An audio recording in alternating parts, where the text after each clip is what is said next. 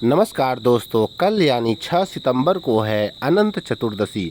अनंत चतुर्दशी के दिन ही भगवान विष्णु ने 14 लोकों की रचना की थी। इसी दिन उन्होंने अपने 14 रूपों में प्रकट होकर लोकों की रक्षा का संकल्प लिया था। मान्यता है कि जो भी भक्त इस दिन व्रत रखता है और भगवान विष्णु की पूजा करता है, उसे धर्म ग्रंथों के अनुसार 14 लोकों के सुख की प्राप्ति होती है। पूजा के अंत में एक खास धागा बांधा जाता है जिसे अनंत सूत्र कहते हैं, जिसमें 14 गांठें होती हैं। यह प्रतीक है कि भगवान विष्णु के 14 रूपों और 14 लोगों की रक्षा का संकल्प है। मान्यता है कि इस धागे को धारण करने से जीवन में स्थिरता, समृद्धि और सौभाग्य मिलता है। अनंत चतुर्दशी की व्रत कथा कौंडिल्य ऋषि और धर्मराज युधिष्ठिर से संबंधित है।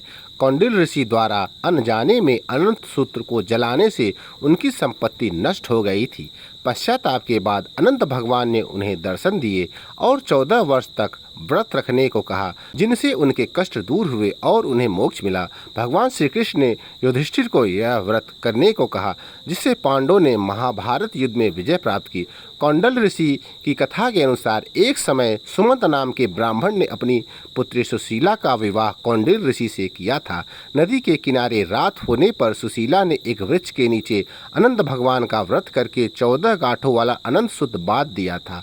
जब ऋषि ने सुशीला को इस धागे के बारे में पूछा तो उन्होंने अनंत भगवान के प्रति अपने किए गए व्रत के बारे में बताया। यह सुनकर कौंडल ऋषि क्रोधित हुए और उन्होंने इस अनंत सूत्र को आग में फेंक दिया। इस प्रकार अनंत भगवान का अपमान हुआ और ऋषि की सारी संपत्ति नष्ट हो गई। अपनी दशा से दुखी होकर ऋषि अनंत भगवान की खोज में वन की ओर निकले, जहाँ वे गिरे और बेहोश हो गए। तब भगवान अनंत ने उन्हें दर्शन दिए और बताया कि उनके अपमान से ही यह दशा हुई है। भगवान ने ऋषि को 14 वर्ष तक विधिवत अनंत व्रत करने को कहा, जिससे उनके सभी कष्ट दूर हो गए और उन्हें मोक्ष की प्राप्ति हुई। महाभारत की कथा के अनुसार जब पांडवों को वनवास हुआ और वे वन में कष्ट सह रहे थे, तब भगवान कृष्ण उनसे मिलने गए। युधिष्ठिर ने भगवान कृष्ण से अपने कष्ट को दूर करने का उपाय पूछा।